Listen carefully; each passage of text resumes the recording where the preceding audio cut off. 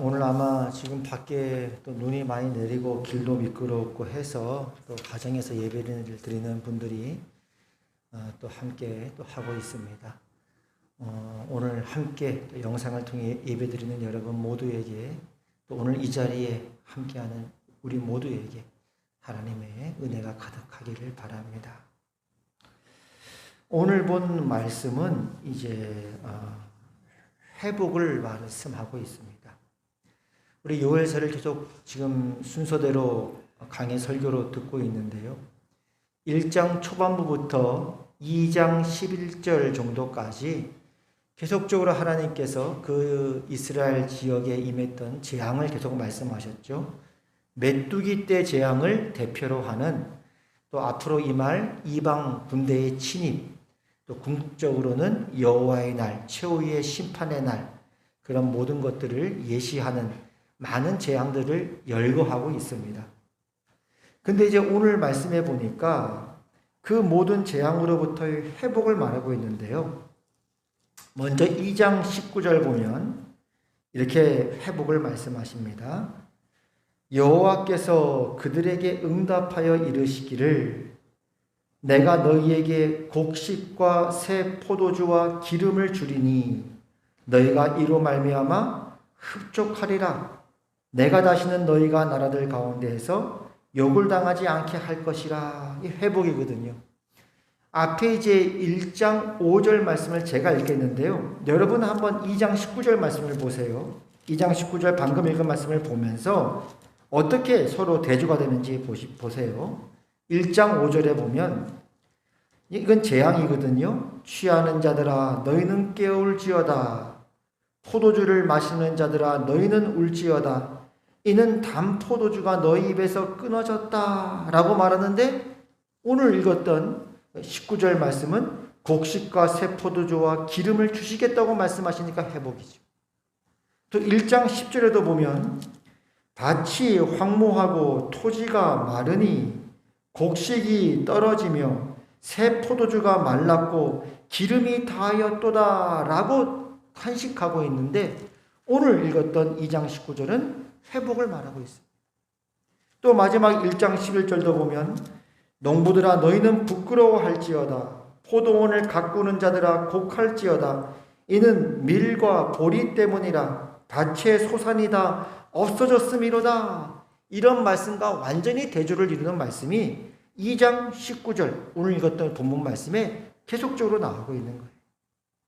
또 2장 20절에 보니까 내가 북쪽 군대를 너희에게서 멀리 떠나게 하여 메마르고 적막한 땅으로 쫓아내리니 그 앞에 부대는 동해로 그 뒤에 부대는 서해로 들어갈 것이라.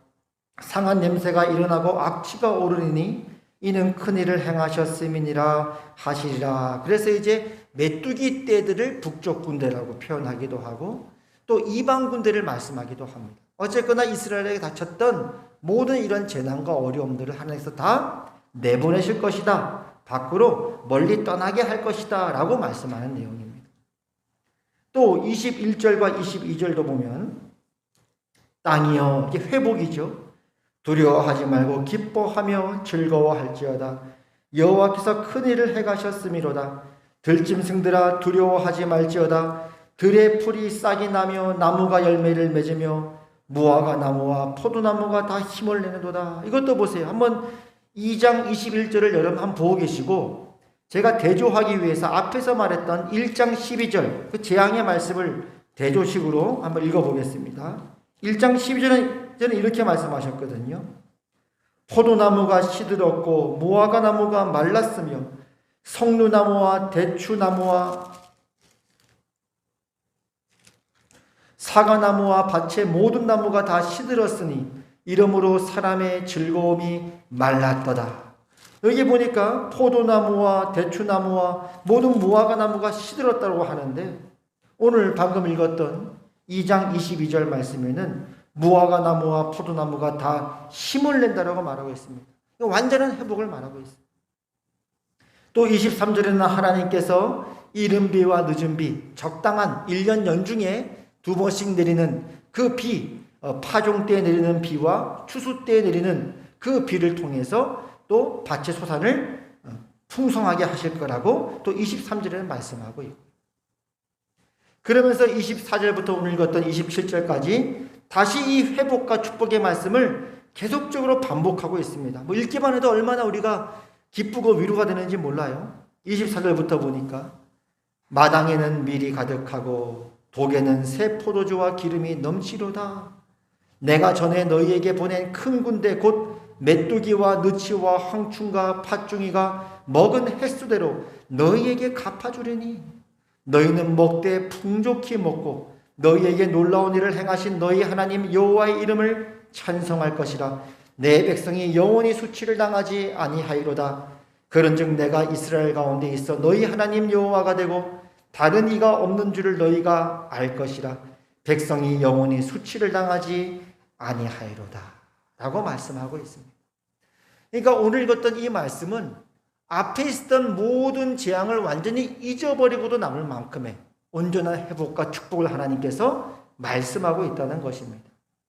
그럼 무엇이 그 둘 사이를 갈라놓았냐 이거. 도대체 중간에 무슨 일이 있었길래 1장 초반부만 해도 너희는 울어라 울지어다 포도주가 끊어졌다 밭이 시들었다 너희는 애곡하라 라고 말씀하셨다가 이제 그런 모든 것들이 다 물러날 것이고 풍성한 축복이 회복될 거라고 말씀하신 이 사이에 도대체 어떤 말씀이 그 계기가 되었는가 하는 것입니다. 2장 12절 말씀에 이렇게 나옵니다. 이것이 이제 그 하나의 경계선이 되죠. 여호와의 말씀에 너희는 이제라도 금식하고 울며 애통하고 마음을 다하여 내게로 돌아오라. 너희는 옷을 찢지 말고 마음을 찢고 너희 하나님 여호와께로 돌아올지. 이 하나님이 주시는 무서운 재앙들과 이 하나님의 회복과 축복 사이의 그 경계선은 뭐냐면 너희는 하나님께로 돌아오라.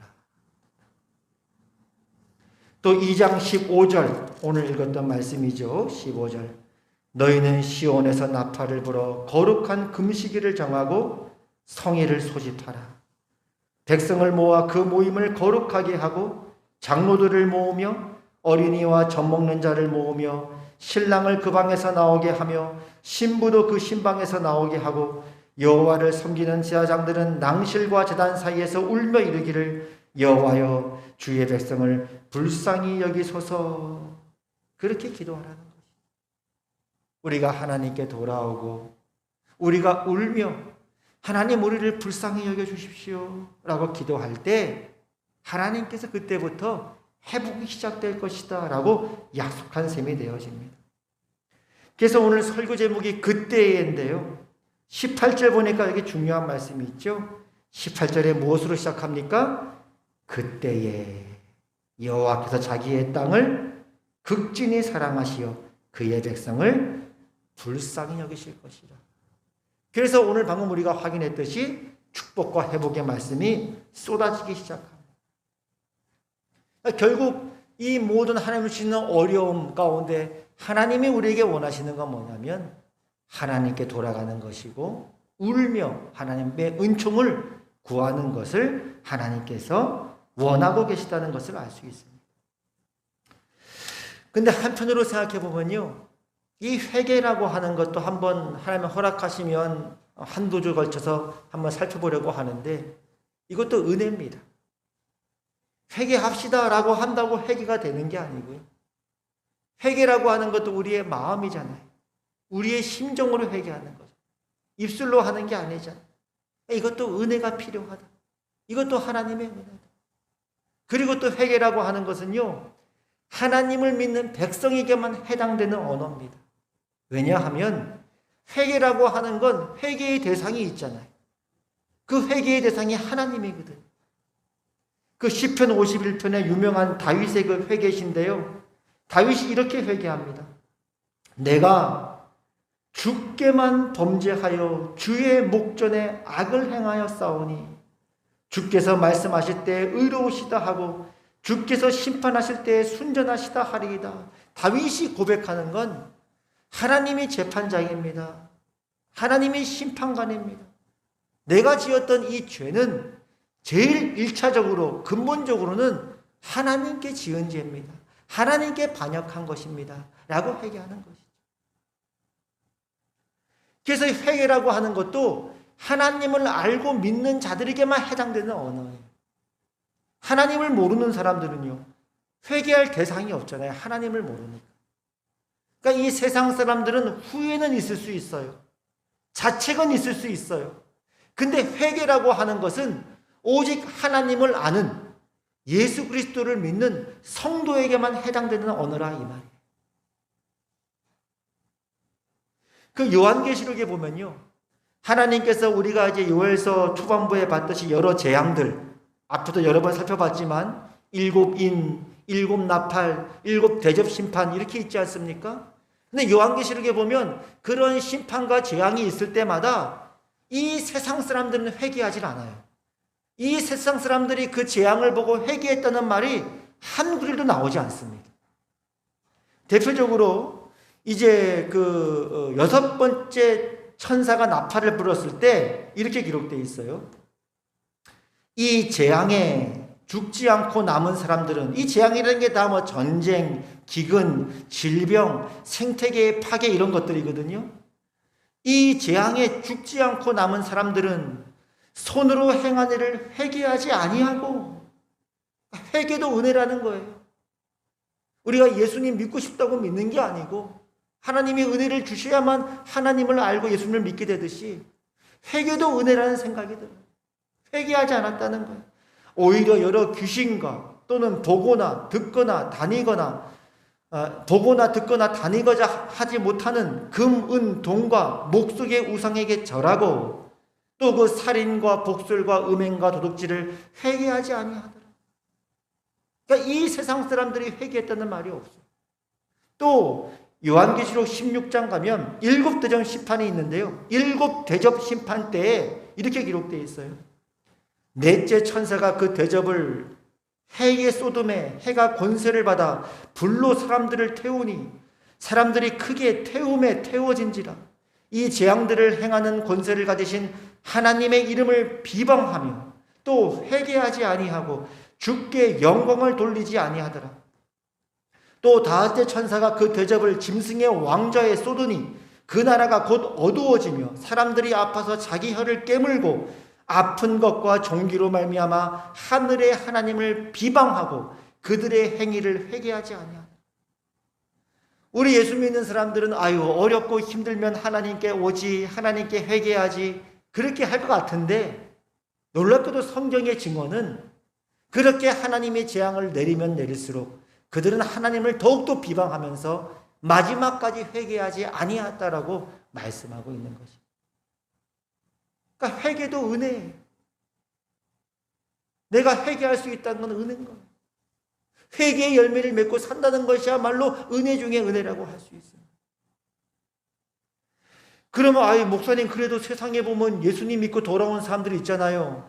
그건 어떻게 된 겁니까? 그들은 어려움이 있으니까 돌아오는 거 아닙니까? 근데 이제 요한계시록에 보면요, 11장에 보면 두 증인이 나와요. 이 두 증인은 복음을 증거하는 교회의 모습을 상징하는 거거든요.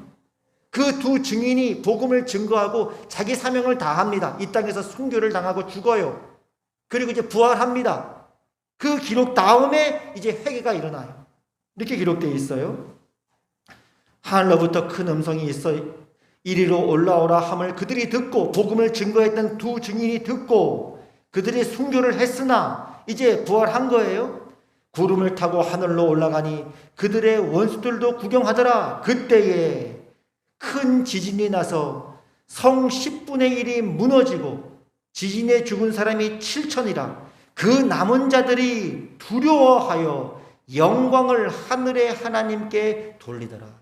그러니까 이런 어려움과 재난 가운데 사람들이 두려워하여 하나님께 영광을 돌리고 회개했다는 말이 유일하게 11장에 나오는데요.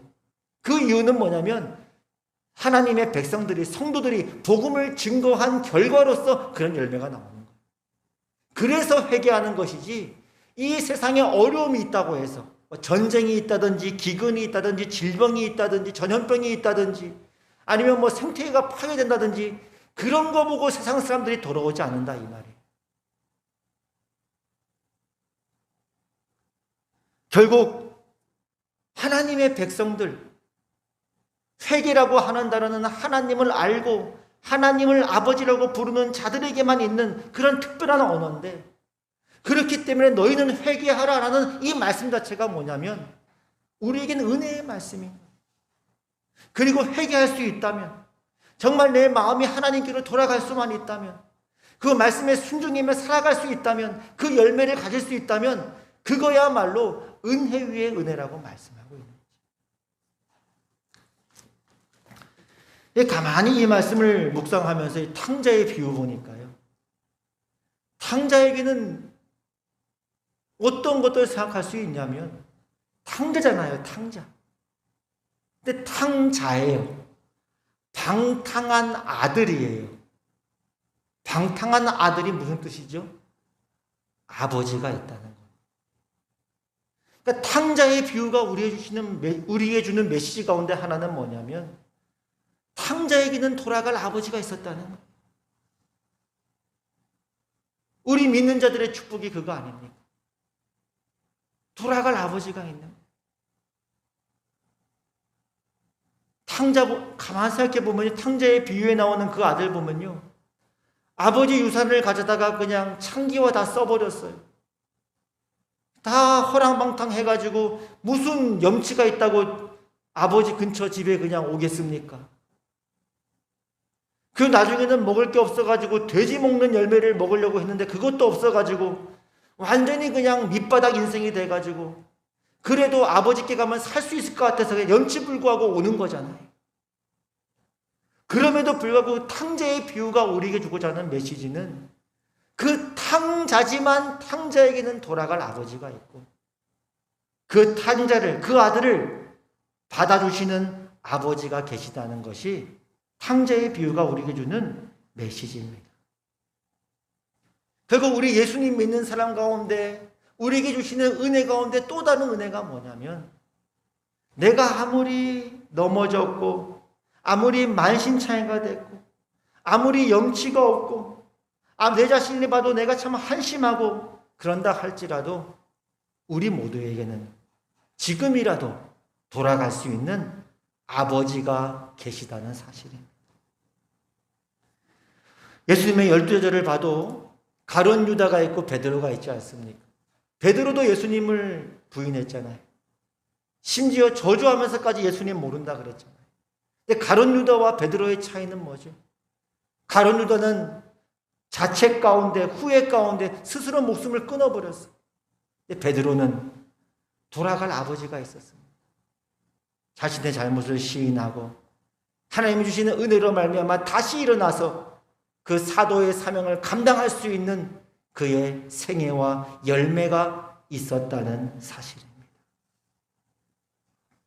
그럼 요즘 가만히 생각해 보니까요, 요즘은 이제 전염병이 온 세계를 휩쓸고 있잖아요. 그럼 하나님을 아는 믿는 자와 믿지 않은 자의 차이는 뭡니까? 믿는 자나 믿지 않는 자나 다 어려워요. 믿는 자도 코로나에 걸려요. 믿지 않는 자나 믿는 자나 사업이 어려우면 다 어려운 거예요. 근데 차이는 뭐냐? 믿는 자에게는 돌아갈 아버지가 있고 우리가 부르짖을 수 있는 하나님이 계시다는 사실입니다. 결국 하나님은 누구의 관심을 가지시냐면 그렇게 하나님을 향하여 이제라도 울면서 하나님 우리를 불쌍히 여겨주세요라고 기도할 수 있는 그 사람이 있는가? 마치 온 세상이 백신을 기다리고 언제 백신이 나오나 언제 치료제가 나오나라고 기다리는 것 이상으로 하나님께서는 지금이라도 하나님 우리를 긍휼히 여겨 주시옵소서, 우리를 불쌍히 여겨 주시옵소서 라고 기도할 수 있는 그 하나님의 백성들을 하나님은 지금도 찾고 계시다는 사실입니다. 그래서 우리의 그 기도가 차면, 우리의 그 기도가 하나둘 차기 시작하면은 마치 욕조에 그 물이 쏟아져 나오듯이 마침내 때가 되면 이 모든 어려움과 이 모든 재앙들이 눈 녹듯이 사라지게 될 거라고 하나님은 말씀하신 셈이 되어집니다. 오늘 2장 15절 이렇게 말씀하죠. 축복의 비결이에요. 회복의 비결이에요. 오늘 2장 15절부터 17절 한번 우리 다 같이 한번 읽어보겠습니다. 15절입니다. 너희는 시온에서 나팔을 불어 거룩한 금식일을 정하고 성회를 소집하라. 백성을 모아 그 모임을 거룩하게 하고 장로들을 모으며 어린이와 젖먹는 자를 모으며 신랑을 그 방에서 나오게 하며 신부도 그 신방에서 나오게 하고 여호와를 섬기는 제사장들은 낭실과 제단 사이에서 울며 이르기를 여호와여 주의 백성을 불쌍히 여기소서 주의 기업을 욕되게 하여 나라들로 그들을 관할하지 못하게 하옵소서 어찌하여 이방인으로 그들의 하나님이 어디 있느냐 말하게 하겠나이까 할지어다. 이것이 축복의 비결이었어요. 저는 다시 한번 이런 생각이 듭니다. 이 말씀을 묵상하면서 이번 한 주 동안 우리 화평교회 식구들 일주일 동안 한 끼라도 금식을 하실 수 있는 분은 금식해도 괜찮고 아니면 따로 시간을 내야 되겠다 싶으신 분들은 그 밥 먹는 시간에 식사를 금식은 자유롭게 하시고 꼭 시간을 내셔가지고 함께 기도했으면 좋겠습니다. 이번 한 주 한 번 더 우리 기도합시다. 하나님, 우리를 살려주세요. 하나님, 우리를 불쌍히 여겨주세요. 하나님, 회개하나이다. 우리에게 회개의 영을 더해 주셨어요. 다시 옛적 같게 하여 주시옵소서. 그렇게 은혜와 은총을 구하는 여러분 되시기를 원합니다. 왜 그렇게 해야 된다고요? 오늘 18절 처음에 뭐라고 나옵니까? 그때에 여호와께서 자기의 땅을 극진히 사랑하시어 그의 백성을 불쌍히 여기실 것이라. 오늘 이 말씀을 마음에 새기고 이번 한 주 동안 다시 한번 우리의 마음을 다 모아서 하나님 앞에 기도하시고 또 하나님의 축복과 회복을 누리시는 여러분 모두가 되시기를 바랍니다. 기도하겠습니다. 하나님 아버지, 은혜를 감사합니다. 오늘도 우리에게 아무리 우리가 만신창이가 되어도 아무리 하나님 앞에 염치가 없어 보이고 때로는 우리 자신이 봐도 참 한심스러울 때가 있다 할지라도 너희에게는 돌아올 아버지가 있단다라고 말씀해 주시니 고맙습니다. 지금이라도 우리의 마음을 향하여 두드려 계시는 하나님의 초청이 있다고 말씀해 주시니 감사합니다. 기도하기는 이번 한 주 동안 우리에게 부르짖고 기도할 수 있는 심령을 더하여 주시옵소서. 그리하여 마음을 다해 하나님께 기도하며 부르짖을 때에 하나님께서 허락하신 회복과 축복의 은혜를 누리는 은혜 허락하여 주시옵소서. 예수님 이름으로 기도합니다. 아멘. 이제는 우리 주 예수 그리스도의 은혜와 하나님 아버지의 그 크신 사랑과 성령 하나님의 감화, 감동, 교통, 위로 역사하심이 이제라도 너희는 울며 금식하며 여호와께로 돌아올지어다.